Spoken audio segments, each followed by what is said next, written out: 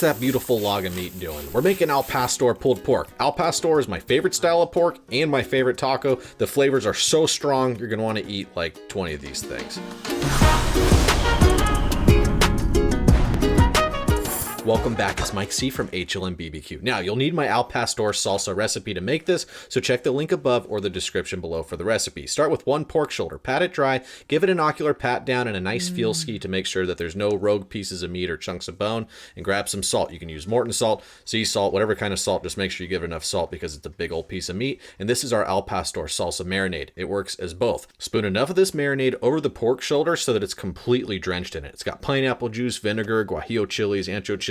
The smell is ridiculous and it's going to penetrate. So put it in the fridge for at least 4 hours or up to 24 hours and prepare your smoker. We're going to use the 2-zone method on the Weber. You could also use a Traeger or a barrel smoker. This is how I like to set up for 2 zones. On the left-hand side, we're going to have the coals. On the right-hand side is the water basin. Put unlit coals on the left-hand side, like a 3/4 full chimney. Get that lit up. Dump water in the water basin. Once you see fire on top of the coals, it's ready to pour out over the unlit coals. Then toss a couple chunks of oak or pecan or whatever smoke you prefer. Cover it with the lid, and once it's at 275, it's time to get that pork shoulder on. Look at this guy creeping in on my pork. Anyways, this pork shoulder looks amazing. It's already this deep red color, and it's only going to get deeper when we put it on the smoker. The smoke's gonna help bring that color out. I'm going fat side up so I can keep the meat cozy and warm without it burning. The heat will radiate down from the lid onto the meat. Then you're gonna check it every hour, and if it starts to look dried out, make a mop. I like to use water, apple juice, apple cider vinegar, and soy sauce. Mix it in a spray bottle and give it a spritz.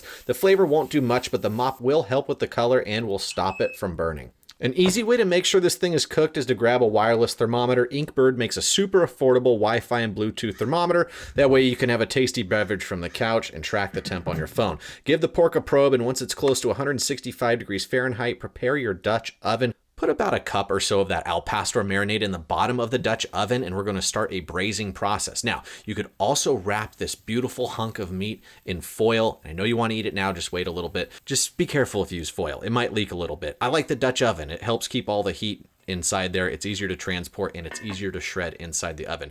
Bring it inside. We're going to cover it in more of that al pastor marinade, salsa, whatever you want to call it. Now you can transfer this back to the smoker or you can put it in the oven. We're going to go at 300 degrees Fahrenheit for another 2 hours or so. Now let's prepare our garnish. We're going to use very finely diced pineapple. You could also get it from the can if it's easier. If this feels like deja vu, you probably just watched this in the salsa video, but I loved how it was cut, so I put it in here too. Anyways, the temperature should be between 200 and 208 degrees Fahrenheit, but you can't just go off a temp.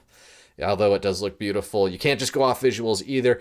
You should really make sure it's tender by probing it, making sure it's really soft like going into butter. Or if you can take the bone out and the meat falls off the bone, then it's ready to shred and it's ready to eat. Now, you could get some glove liners and then use plastic gloves. You can get some bear claws to shred it or some thick gloves. I like to use the thick gloves to shred it. Sometimes I get a little crazy and will pick out every piece of fat that I find, but this was a really lean pork shoulder, as lean, I guess, as pork shoulders could come. And there was no weird pieces of fat or chunks of meat that I didn't like, so I kept it in there. Look at that pretty little pineapple top. I put it in there to make it look fancy. We're not done. Let's make tacos. Toast some corn or flour tortillas, then throw in some pineapple, let those caramelize a little bit, then add about a 1/4 cup of that salsa, toss the pineapple in the salsa, then chuck in a little bit of that shredded pork shoulder, toss it all together. Your house is going to smell so incredible at this point. It smells like a big old roasted pork shoulder, and that salsa is super rich. Be careful if you bring anyone over that you love because the flavor is going to slap them right in the face.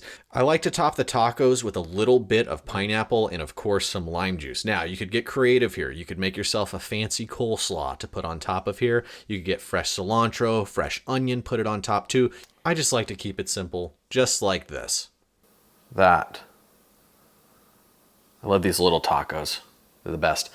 Oh my God, it smells so good. We smoked it on oak, so gave it a decent amount of smoke, but nothing that's overpowering. It was a pretty clean burn. It smells really good. It looks really good. A little pineapple in there. All right, I'm super excited to try this.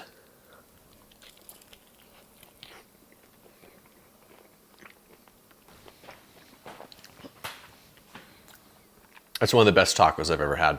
Okay, I just dripped pastor seasoning sauce all over the new rug we got down here. The sauce and the marinade are incredible. Taking the pork after shredding it, Frying it up in the pan is definitely the way to go. Pour a little salsa in there. I got a little crispy bits going on.